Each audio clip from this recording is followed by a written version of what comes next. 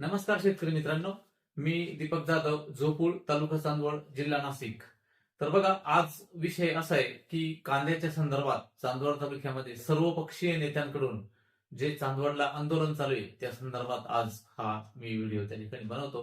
तर त्याच्या आधी माझ्याकडे कांद्याची जी काही मी मागच्या 4-5 व्हिडिओ झाले तेव्हा देखील कांद्याचा एक हिशोब टाकला होता. तर बघा मित्रांनो, कांद्याचा हिशोब, शेतकऱ्याची पावती, तर कांद्याला खर्च किती आलेला आहे तर ती ब्रॉड करून मी तो हिशोब सांगतो तुम्हाला. बघा, कांद्याचं जर तसं बघितलं मित्रांनो, हा 1 नोव्हेंबरला कांद्याचा प्लॉट 1 एकर लावलेला होता त्या शेतकऱ्याने. आणि 1 एकरचा खर्च बघा तुम्ही, जमीन मशागत खर्च, त्या शेतकऱ्या म्हणण्यापेक्षा माझा आणि तुमचा सर्वांचाच खर्च तो एकच आहे. तर बघा, कांदे लागवड तारीख 1 नोव्हेंबर, मशागत खर्च नांगरणी 2700 रुपये, फन्नी 1400 रुपये, वाफे म्हणजे पाडणी 1200 रुपये, कांदे लागवड मजुरी 12,000 रुपये एकरी. कारण टेंडरच्या बाया असतात त्या 12,000 रुपये घेतात. 12 ते 13, 14 पण घेतात काही ठिकाणी. तर तणनाशक खर्च हा 2,000. त्यानंतर कांदा बेसल डोस 4,000च पकडलाय फक्त. त्याच्यामध्ये बेसल डोस प्लस नंतर टाकणारे खर्च 4,000 होत नाही. 7,000 ते 8,000 लागतात एकरी, पण मी सांगितलं 4,000 पकडलं कमीत कमी. तर निंदणी 2,000, कांदा स्प्रे 10,000, त्यानंतर कांदे काढणीचा खर्च 12,000 आणि ट्रॅक्टरचं जे विक्रीचं भाडं आहे तर ते 7,000. त्यानंतर असे टोटल खर्च झाला 54,300 रुपये खर्च 1 एकर कांद्याला खर्च आलेला आहे तो.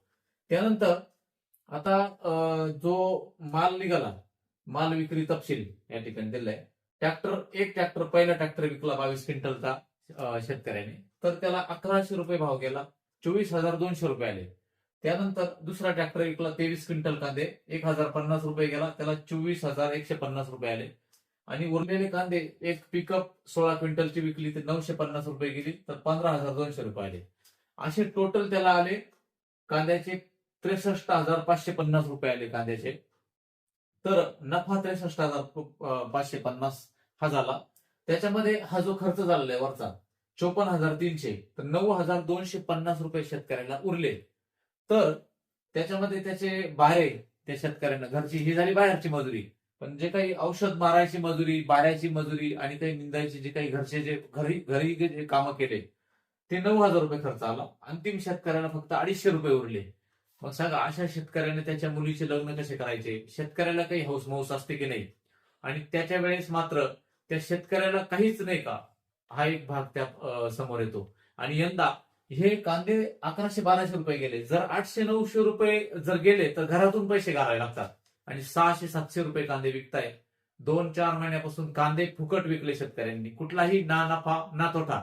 जर कांदे 1,000, 1,500, 1,500 जरी विकले तरी नफा नाही तोटा नाही त्याच्यामध्ये. म्हणजे इक्वल झालं, बरोबर झालं, त्या शेतकऱ्याला काहीच फायदा त्याच्यामध्ये उरला नाही. तर अशा पद्धतीने ही पावती देखील मी स्क्रीनवर टाकतो. बघा, त्या शेतकऱ्याने लीड खर्च आहे सगळा. आणि अशा पद्धतीनं सरकारने जो काही निर्णय घेतलाय कांद्याच्या बाबतीत, तर शेतकरी पूर्ण हातगाईला त्या ठिकाणी आलाय. बघा, द्राक्ष बागेचं मोठं नुकसान झालं.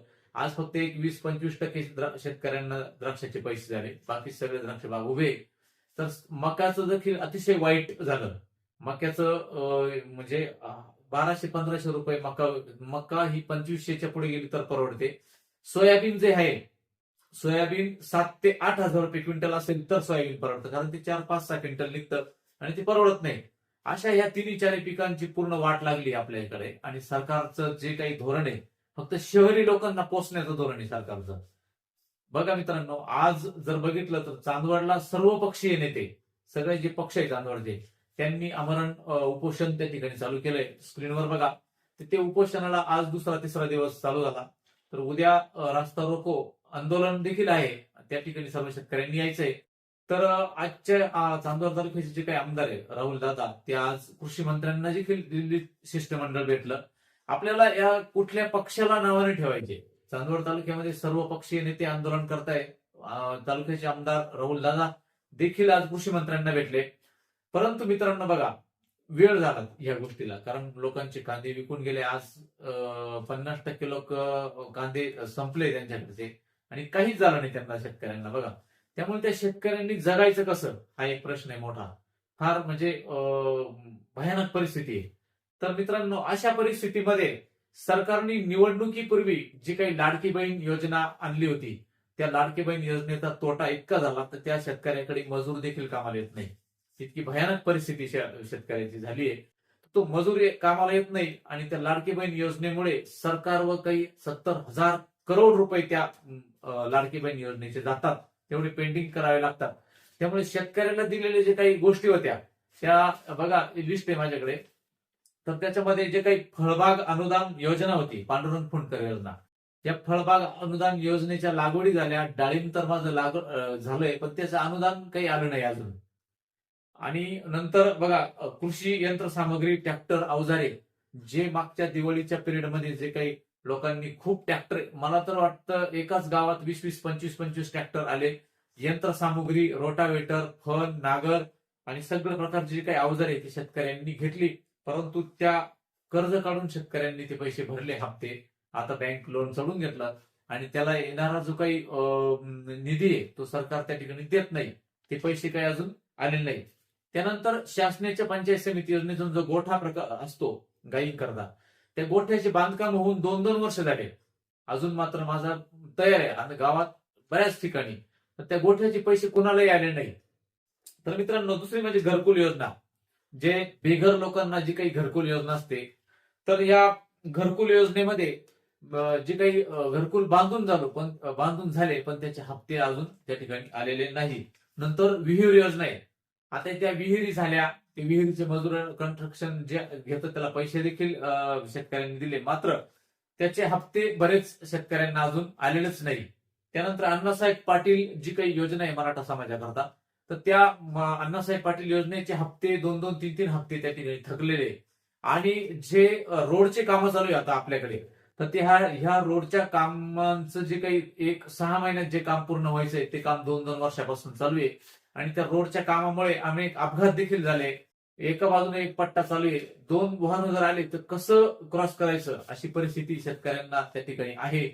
तर ते कामं 3-3, 4-4 वर्ष चालतील असे ते कॉन्ट्रॅक्टर सांगतात. त्या कॉन्ट्रॅक्टरला सरकार त्या ठिकाणी पैसा देत नाही. आणि ह्या बघा, अशा 7-7, 8-8 ज्या काही योजना आहेत, ट्रिपच्या सबसिडी असतील, सगळ्या सबसिड्या लावून धरल्या शासनाने. आणि ती विचारलं की सगळा पैसा हा फुकट्या ज्या लाडक्या बहिणीत योजना ते घालत आहे.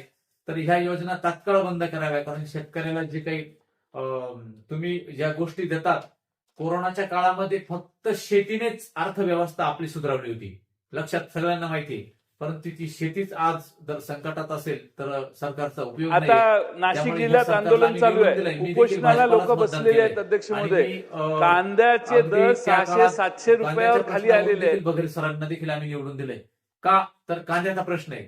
आपला पक्ष कोणताही असू द्या, परंतु जर शेतकऱ्याच्या विरोधात कोणी जात असेल तर त्याच्या विरोधात सगळ्यांनी उभंच राहिलं पाहिजे. मग तालुक्याचा आमदार असेल की सर्वपक्षीय नेते असतील, जे काही आंदोलन चालू आहे, तर त्या आंदोलनामध्ये बघा विविध सगळ्याच पक्षांच्या नेत्यांनी त्या ठिकाणी आज त्यांच्या पद्धतीने ते करत आहे आणि केलंच पाहिजे. प्रत्येक तालुक्यामधून असा आवाज उठवला पाहिजे. चांदोड तालुक्याने आवाज उठवला, तो आज संसदेत देखील गाजला.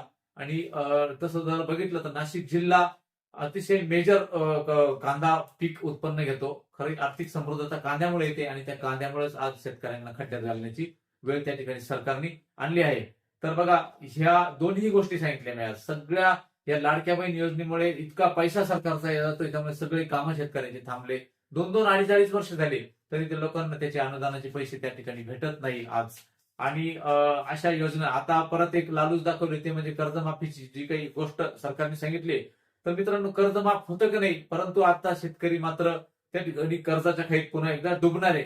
लोक म्हणतात की कर्ज भरावं का नाही. जे प्रामाणिक कर्ज भरतात त्यांचे माफ होत नाही आणि जे फुकटे जे लोक त्यांचे कर्ज माफ होऊन जातात, त्यामुळे प्रामाणिक भरणाऱ्याचं काय. त्यामुळे आज लोक सगळे थांबले. जे एकेकाळी जेव्हा वीज बिल माफी याच्यावरून चालू होतं की वीज बिल भरू नका, त्याच्यामुळे शेतकऱ्यांची आज लाखो बिलं थकले. अशा सगळ्या गोष्टी असताना सरकारच्या या धोरणाचा फटका मात्र बसतोय. याला एकच कारण, या सरकारने ओळखलंय की आपली वोट बँक ही शहरी आहे. शहरी लोकांना खुश ठेवा, शेतकऱ्यांची मेला तरी खड्ड्यात गेला तर आपल्याला त्याच्याशी काही गरज नाही. आणि त्याच्यातून मला एक म्हणायचं नाही तुम्ही कोणत्या पक्षाचे, परंतु शेतकऱ्याची गत काय झाली. काय कांदा परवडला, तुम्ही सांगा मला, काय परवडतो कांदा? 800, 900, 1000, 1200 रुपये या भावात कुठलाही कांदा त्या ठिकाणी परवडत नाही तुम्हाला.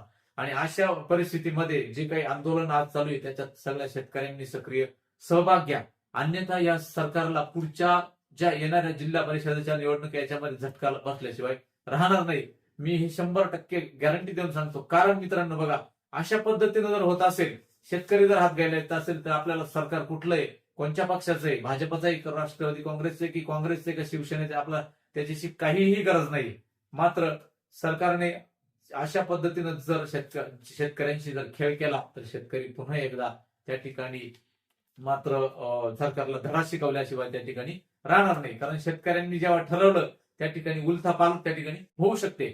म्हणून कांदा उत्पादक शेतकरी हा फार घोर संकटात सापडलाय. तरी सरकारने याच्यावरती काहीतरी तोडगा काढावा आणि तो तोडगा जर निघाला नाही तर फार मोठा फटका त्या ठिकाणी बसू शकतो. त्यामुळे हा ज्या काही एकतर आंतरराष्ट्रीय स्तरावर देखील अमेरिकेबरोबरचे जे काही करार झाले त्याच्यातून अजून स्पष्ट असे काय दिशा आहे ती आपल्याला अजून समजली नाही. त्याच्यातून शेतकरी चिंतेत असताना अशा गोष्टी होत आहेत. जर निर्यात ह्या सगळ्या गोष्टी जर केल्या तर आजही कांदा हा जी मागणी आहे की 500 रुपये क्विंटलला अनुदान द्या किंवा अजून काही एक्सपोर्ट वाढून त्याच्यामध्ये कांदे कमीत कमी 2,500 रुपये क्विंटल 3,000 रुपये क्विंटल विकले पाहिजे तर शेतकऱ्यांच्या पोटी काहीतरी 1,000-1,200 रुपये क्विंटल मागे निघतात आणि त्याला त्याच्या घरात आर्थिक समृद्धता, त्याच्या घरात लेकी बाळींचे लग्न सगळ्या गोष्टी करायच्या असतात.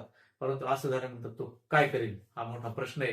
तर सगळ्यांना शेतकऱ्यांनी जे आंदोलन उभं केलंय सर्वपक्षीय नेत्यांनी त्याला सपोर्ट करा आणि हे सरकारच्या धोरणाच्या निषेध त्या ठिकाणी करा असं मी या ठिकाणी माझ्या दीपक जाधव नाशिक जिल्हा हवामान अंदाज आणि राज्यातील सगळ्या शेतकऱ्यांच्या वतीने मी त्या ठिकाणी सरकारला ही जाब त्या ठिकाणी विचारतोय. धन्यवाद.